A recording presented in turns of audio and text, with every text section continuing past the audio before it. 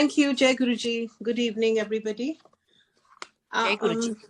So going to continue on chapter 21. So we'll start reading. We visit Kashmir now. You are strong enough to travel. I will accompany you to Kashmir. Sri Yukteswara informed me 2 days after my miraculous recovery from Asiatic cholera. That evening, our party of 6 entrained for the north. Our first leisurely stop was at Shimla, a queenly city resting on the throne of Himalayan hills. We strolled over the steep streets, admiring the magnificent views.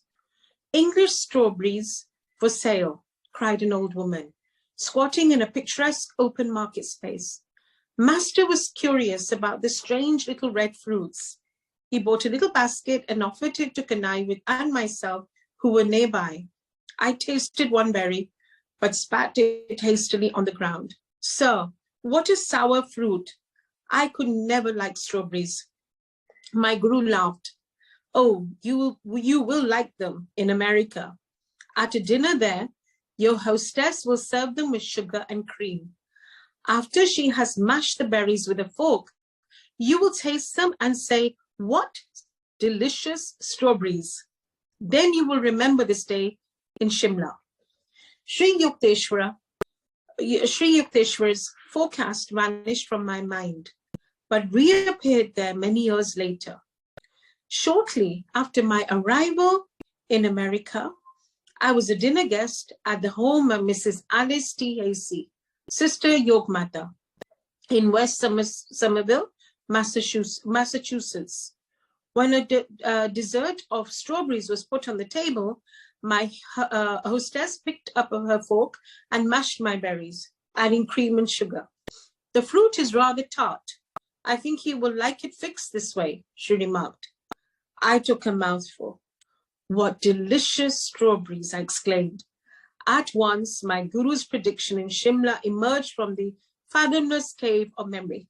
It was staggering to realize that long ago, Sri Yukteswara's God-tuned mind had sensitively detected the program of karmic events wandering in the ether of futurity.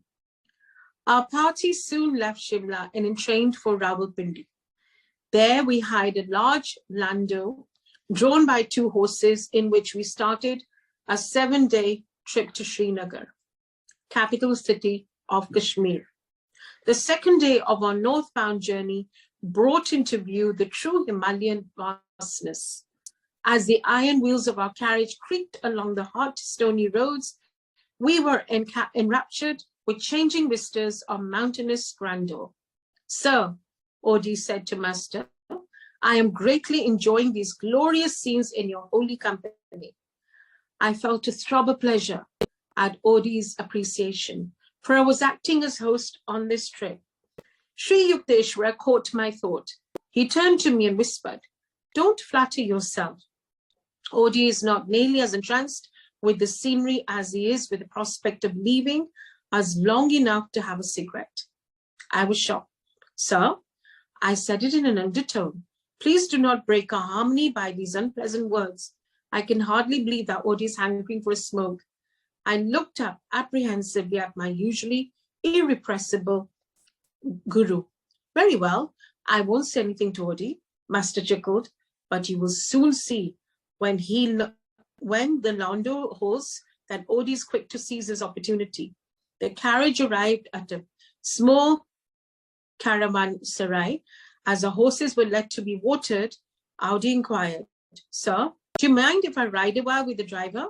I would like to get a little outside air.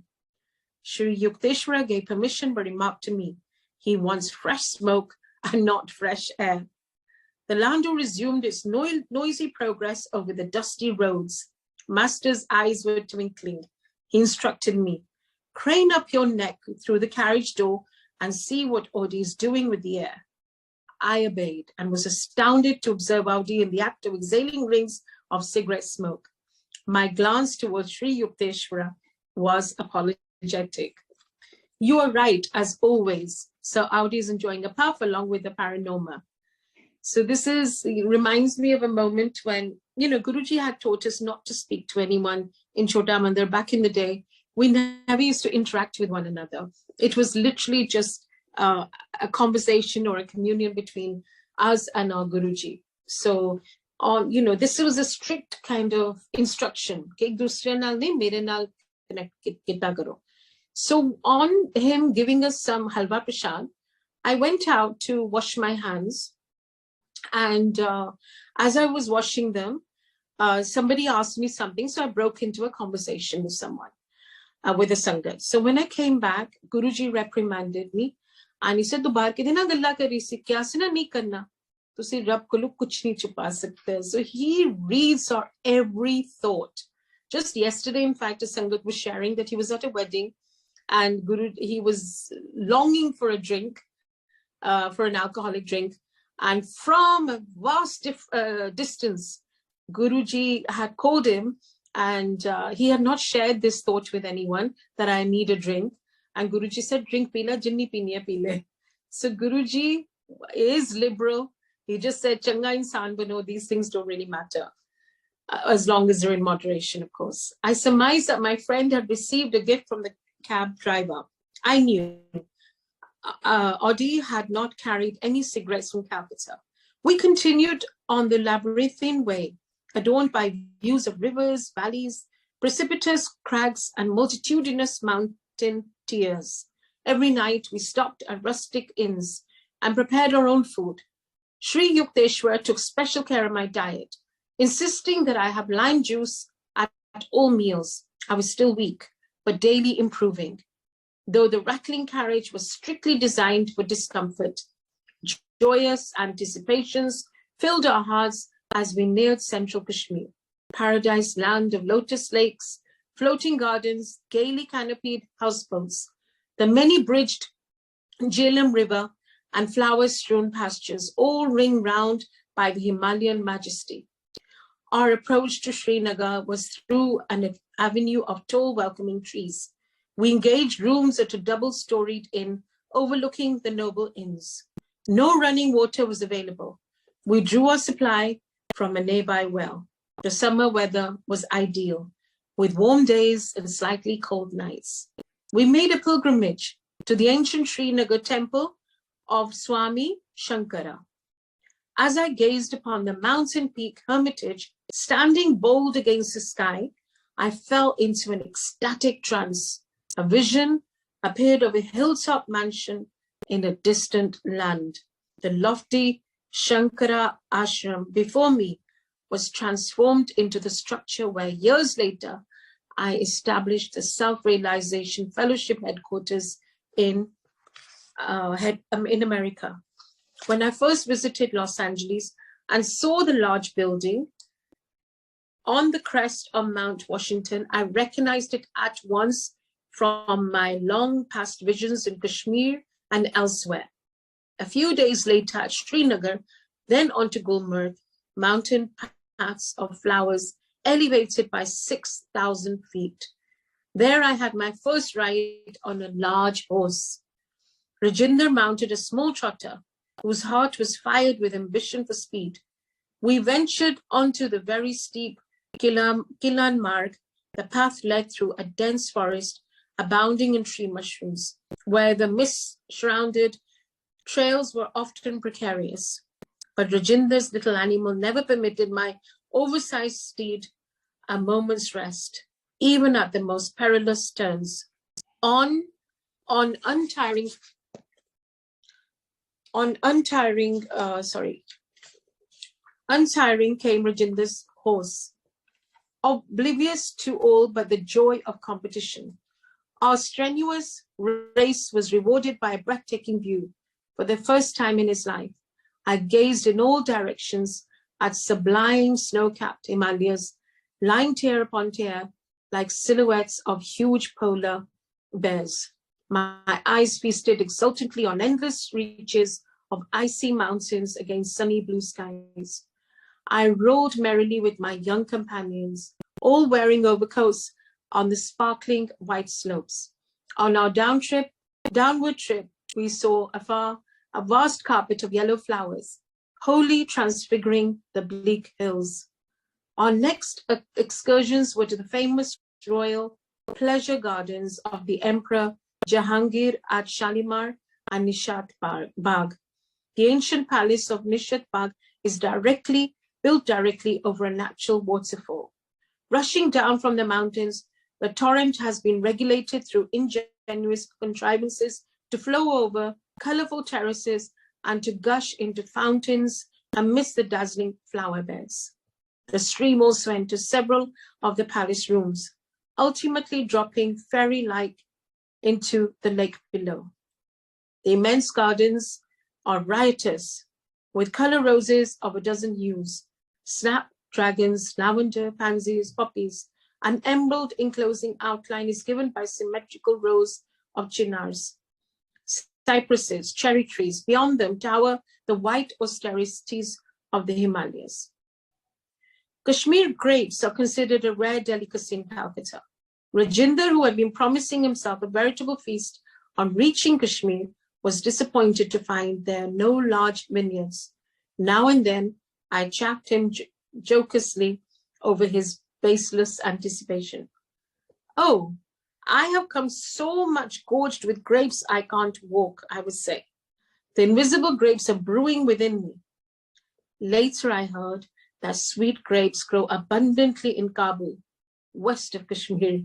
We consoled ourselves with ice cream made of rabri, a heavily condensed milk, and flavored with whole pistachio nuts. We took several trips in the shikaras, or houseboats, shaded by red embroidered canopies coursing along the intricate channels of Dal Lake, a network of canals like a watery spider web. Hey, the numerous floating gardens, crudely improvised with logs and earth, strike one with amazement. So incongruous is the first sight of vegetables and melons growing in the midst of vast waters. I have to interject here. So just 2 years ago, a Sangat had said, just before the pandemic, so let us all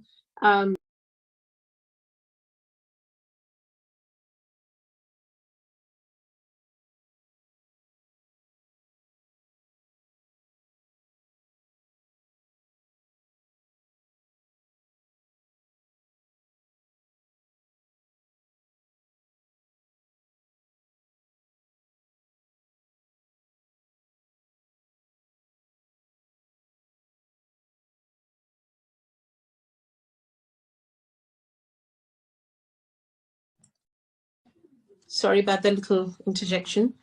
I don't know who's calling. Decline.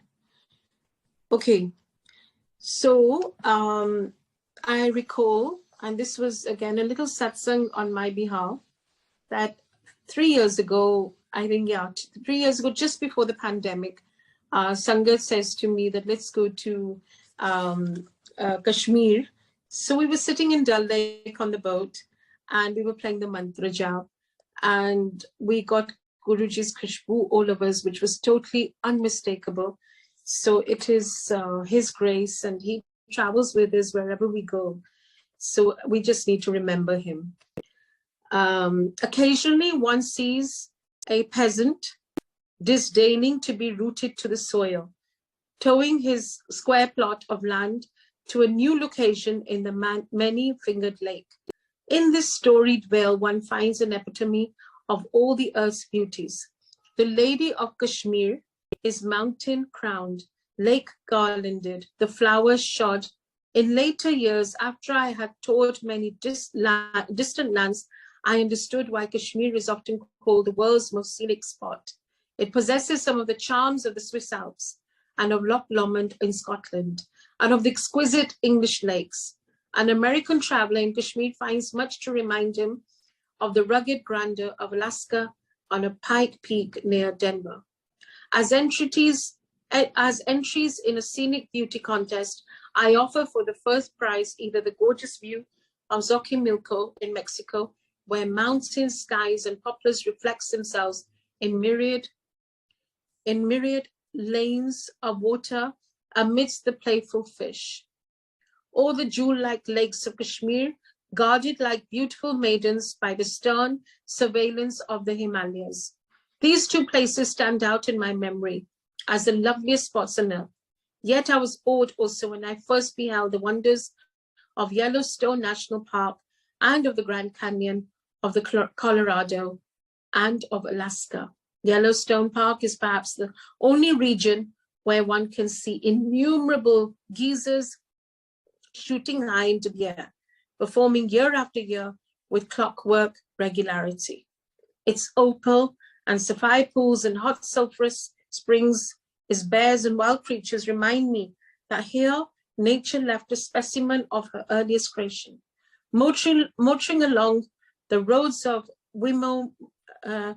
Wyoming to the Devil's Paint Pot of hot, bubbling mud with gurgling springs, vaporous fountains, and spouting geysers in all directions, I was disposed to say that Yellowstone deserves a special prize for uniqueness. The ancient, majestic redwoods of Yosemite, stretching their huge columns far into the unfathomable sky, are green, natural cathedrals designed with skill divine. Though there are wonderful falls in the Orient, none match the torrential beauty of Niagara near the Canadian border. Again, I mean, I think all our trips abroad now are with Sangat, with Guruji. And if it's Sangat, it's with Guruji. So again, there's a old Sangat, a so-called old Sangat that lives in Toronto. And she had invited me and we enjoyed the Niagara Falls together. It was divine because it was all about satsang sharing on the Niagara. So again, Guruji was with us. The Mammoth Caves of Kentucky and the Carlsbad Caverns in New Mexico with colorful icicle-like formations are stunning fairylands. Their long needles of stalactite spires hanging from cave ceilings and mirrored in underground waters present a glimpse of other worlds as fancied by man. Most of the Hindus of Kashmir, world famed for their beauty, are as white as Europeans and have similar features and bone structure. Many even have blue eyes and blonde hair. Dressed in Western clothes, they look like Americans. The cold Himalayas protect the Kashmiris from the sultry sun and preserve their light complexions. As one travels to the southern and tropical latitudes of India, he finds progressively that the people become darker and darker. After spending happy weeks in Kashmir, I was forced to return to Bengal for the fall term of Sarampur College. Sri Yukteswara remained in Srinagar with Kanai and Odi. Before I departed, Master hinted that his body would be subject to suffering in Kashmir. Sir, but you look like a picture of health, I protested. There is a chance that I may even leave the earth. Guruji, I fell at his feet with an imploring gesture. Please promise that you won't leave your body now. I am utterly unprepared to carry on without you. Sri Yukteswara was silent, but smiled at me so compassionately that I felt reassured. Reluctantly, I left him. Master dangerously ill. This telegram from Odi reached me shortly after my return to Serampur. Sir, I wired my guru frantically. I ask for your promise not to leave me. Please keep your body. Otherwise, I also shall die. Be it as you wish. This was Sri Yukteswara's reply, excuse me, from Kashmir. A letter from Odi arrived in a few days, informing me that Master had recovered. On his return to Serampur during the next fortnight, I was grieved to find my guru's body reduced to half its usual weight. Fortunately for his disciples, Sri Yukteswara burned many of their sins in the fire of a severe fever in Kashmir. The metaphysical method of physical transfer of disease is known to highly advanced yogis. A strong man can assist a weaker one by helping to carry his heavy load. A spiritual superman is able to minimize his disciples' physical or mental burdens by sharing the karma of their past actions. Just as a rich man loses some money when he pays off a large debt for his prodigal son, who is thus saved from dire consequences of his own folly. So a master willingly sacrifices a portion of his bodily wealth to lighten the misery of disciples. So this reminds us, of course, of Guruji again. When he took on my skin cancer, very vividly, he said to me, he said, "Main tere vaste pura ek hafta bimar raha.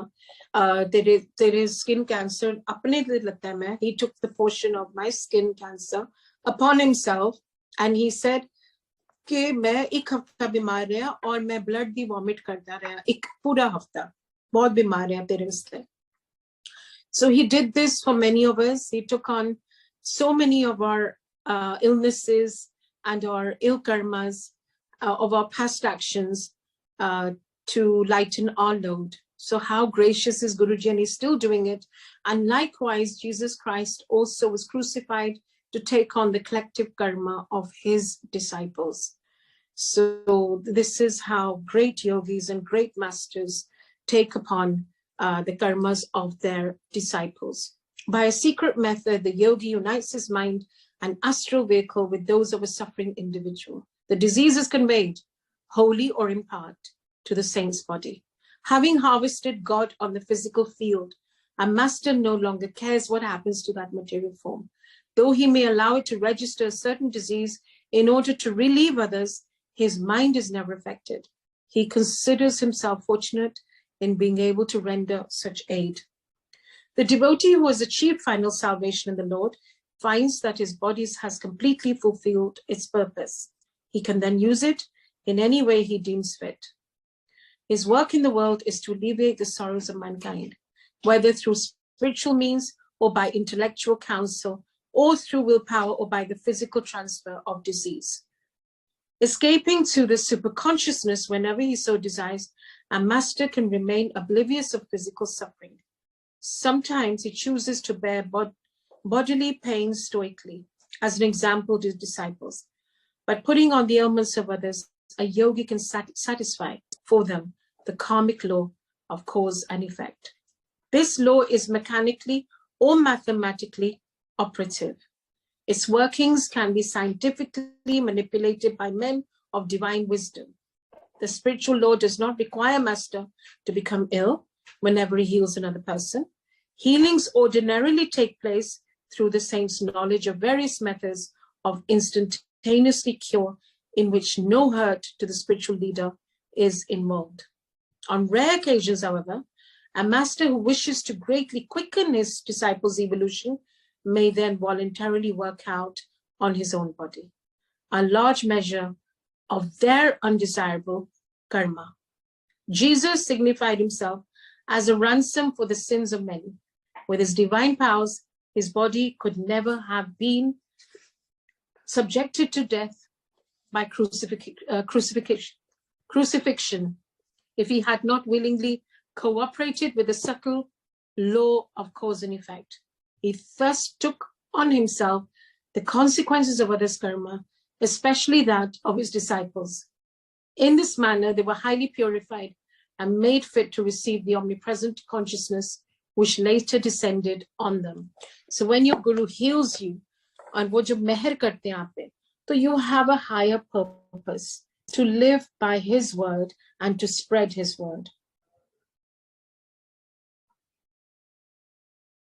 A guru, a master, a divine master, he heals us for a reason. So that is something we need to imbibe and assimilate and comprehend. On a self-realized master, only a self-realized master can transfer his life force or convey into his own body the diseases of others.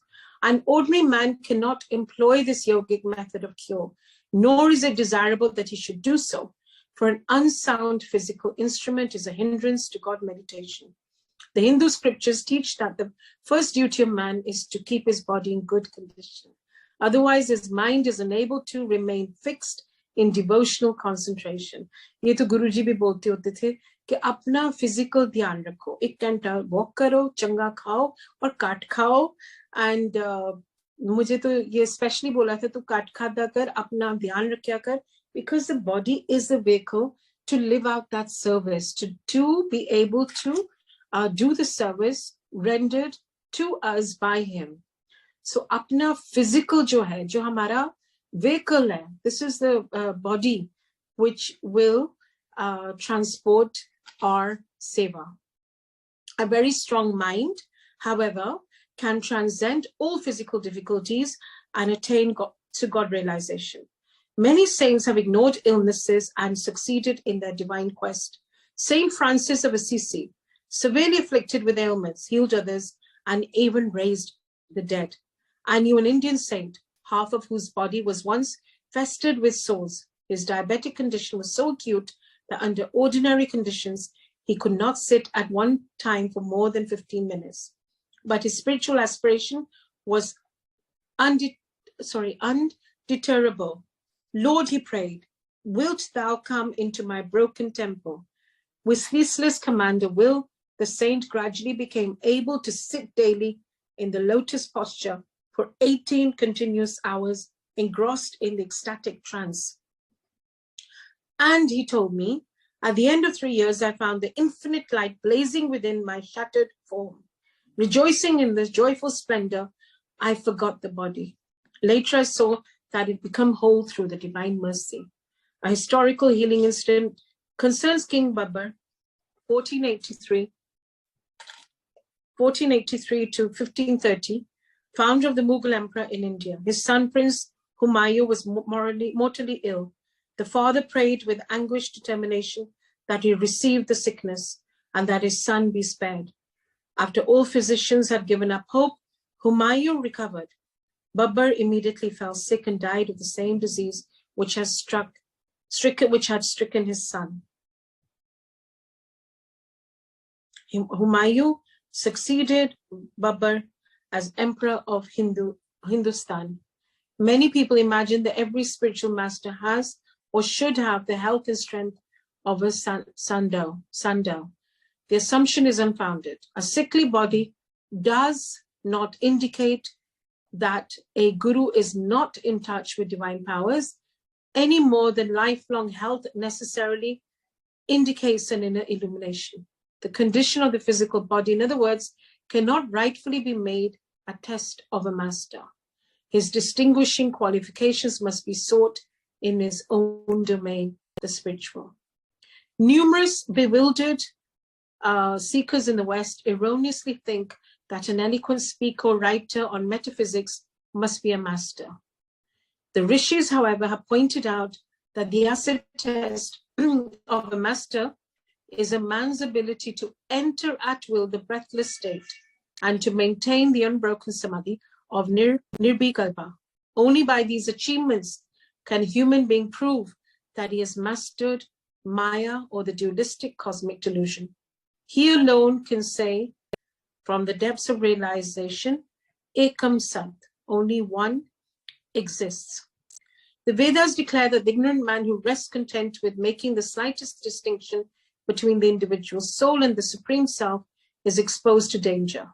Shankara, the great monist, has written, where there is duality by virtue of ignorance, one sees all things as distinct from the self. When everything is seen as a self, then there is not even an atom other than the self. As soon as the knowledge of the reality is sprung up, there can be no fruits of past actions to be experienced owing to the unreality of the body, in the same way as there can be no dream after waking. Only great gurus are able to assume the karma of disciples.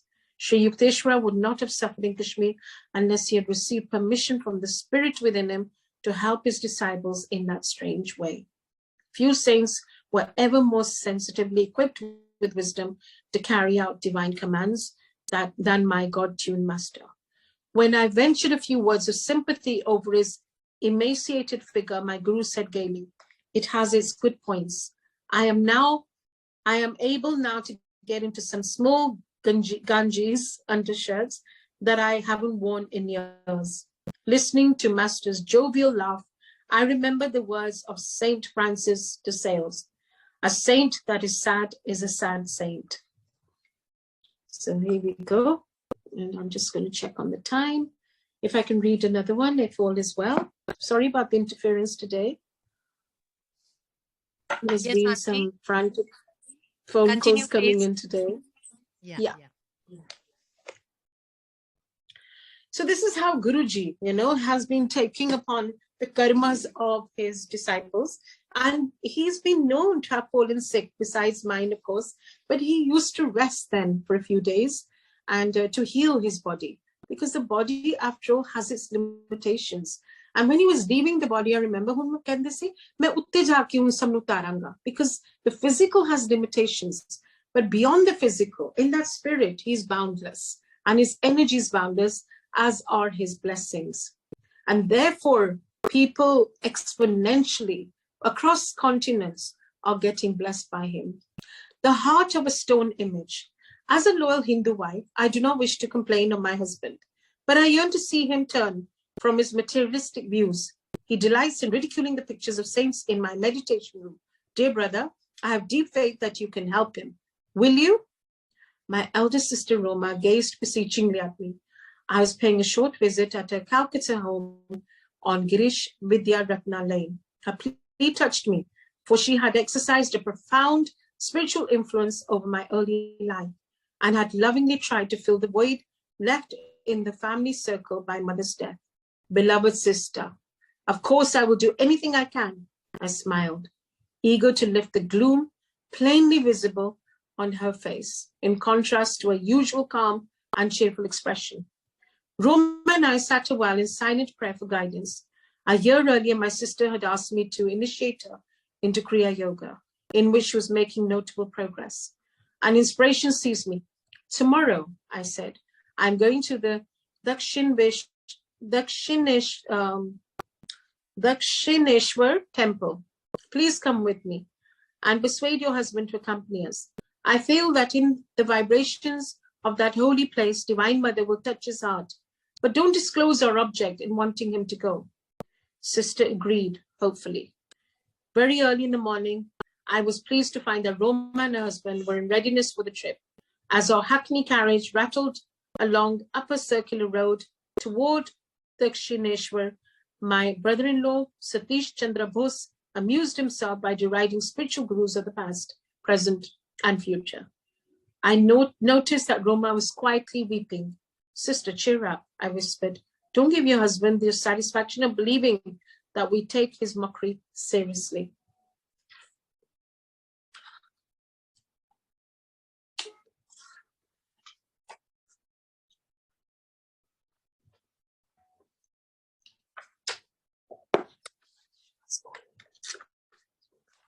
Jeeves calling, just messaging.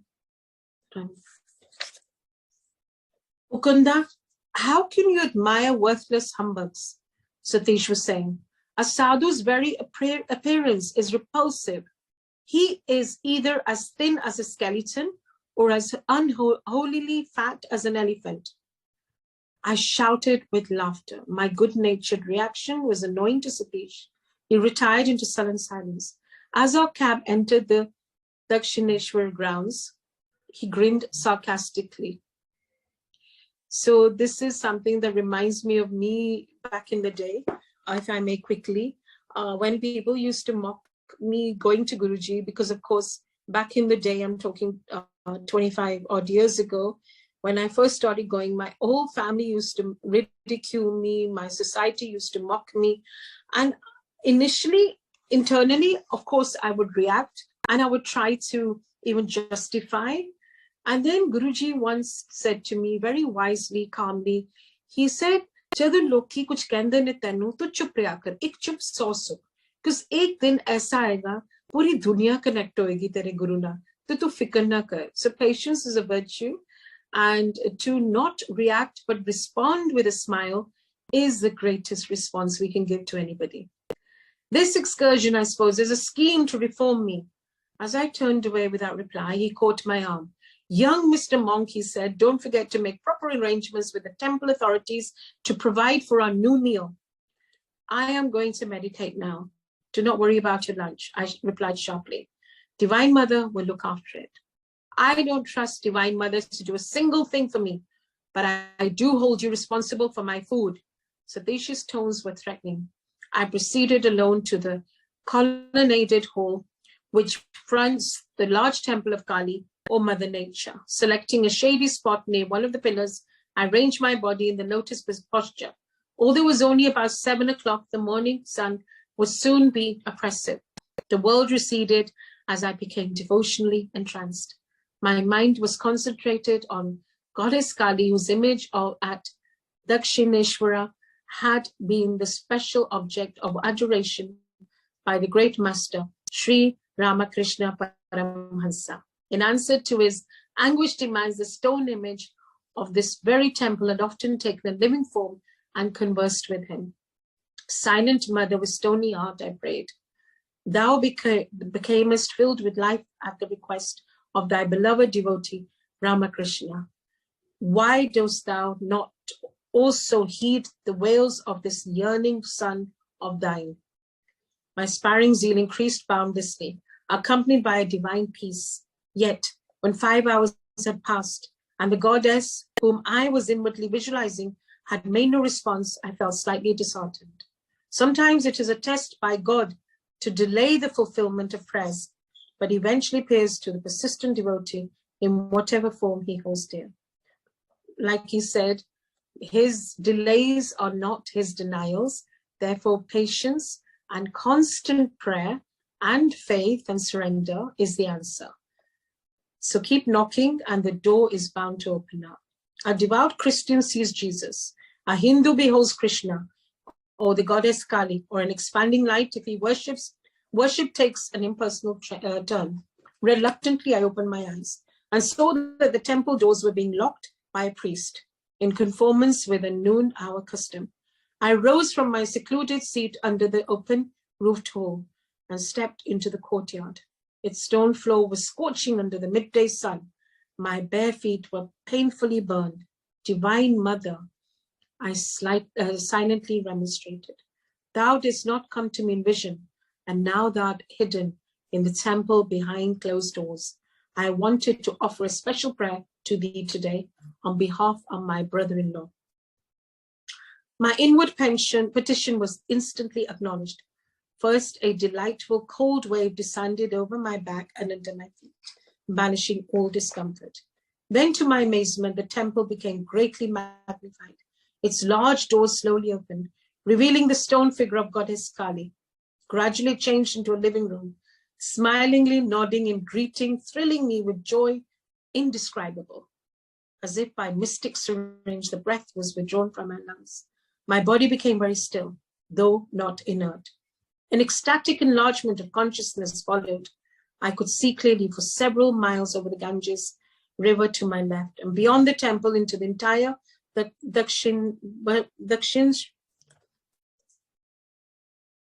Dakshineshwar precincts.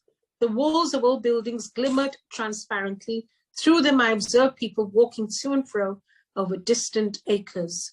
Though I was breathless and my body in a strangely quiet state, yet I was able to move my hands and feet freely. For several minutes, I experimented in closing and opening my eyes.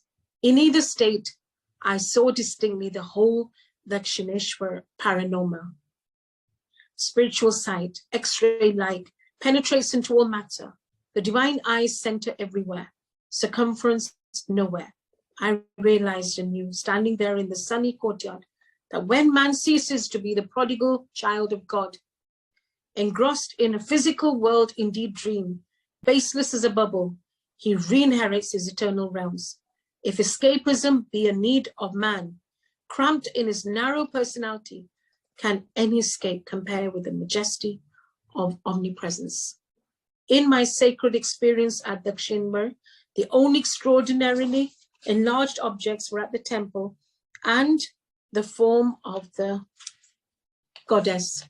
Everything else appeared in its normal dimensions, although each was enclosed in a halo of mellow, light, white, blue, and pastel rainbow hues. My body seemed to be of ethereal substance, ready to levitate. Fully conscious of my material surroundings, I was looking about me and taking a few steps without disturbing the continuity of the blissful vision.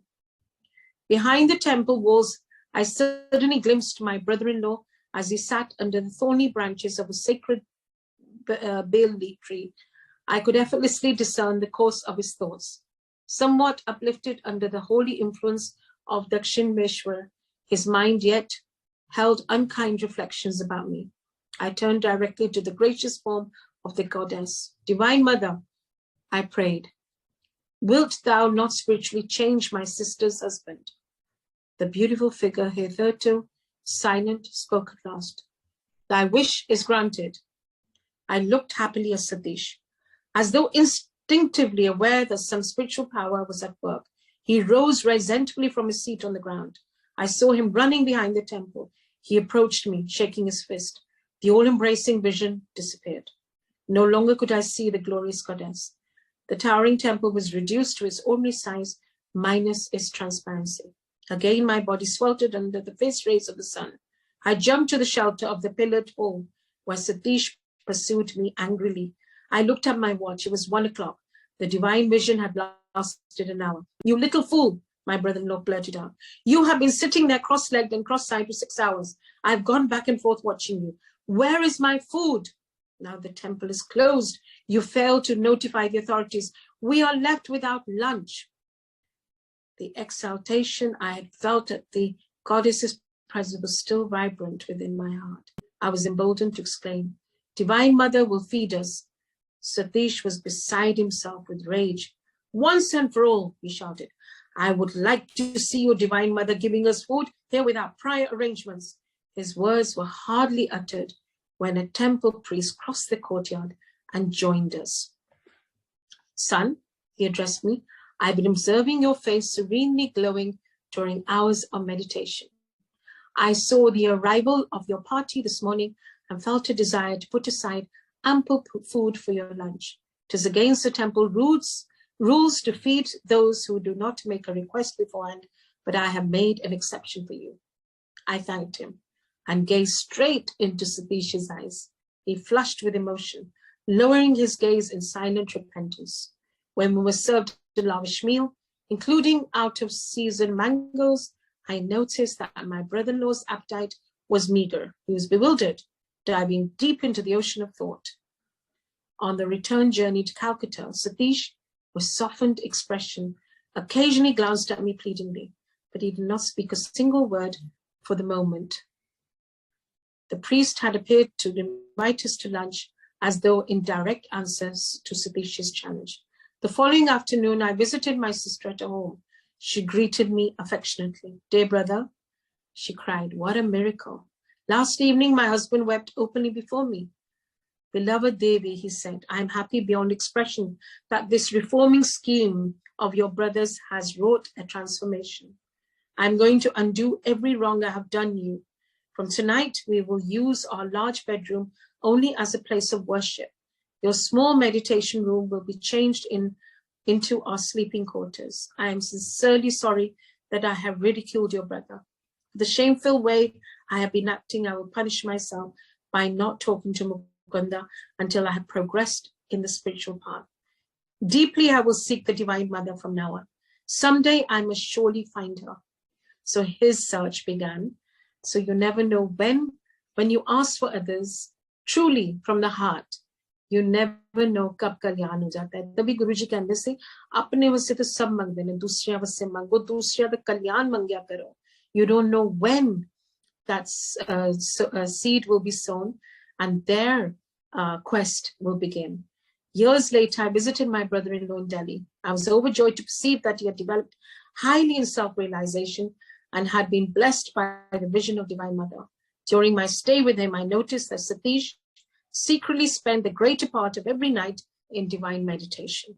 Though he was suffering from a serious ailment, I was engaged during the day at his office. The thought came to me that my brother-in-law's lifespan would not be a long one. Roma must have read my mind. Dear brother, she said, I am well and my husband is sick. Nevertheless, I want you to know that as a devoted Hindu wife, I am going to be the first one to die. It won't be long now before I pass on. Taken aback at her ominous words, I yet realized the sting of truth. I was in America when my sister died, about a year after her prediction. My youngest brother, Vishnu, later gave me the details. Roma and Satish were in Calcutta at the time of her death, Vishnu told me. That morning, she dressed herself in her bridal finery. Why this special costume? Satish inquired. This is my last day of service to you now. Roma replied. A short time later, she had a heart attack. As her son was rushing out for aid, she said, "Son, do not leave me. It is no use. I shall be gone before a doctor could arrive." 10 minutes later, holding the feet of her husband in reverence, Roma consciously left her body happily and without suffering. How beautiful. Satish became very reclusive after his wife's death. Vishnu continued. One day, he and I were looking at a large smiling photograph of Roma. "Why do you smile?"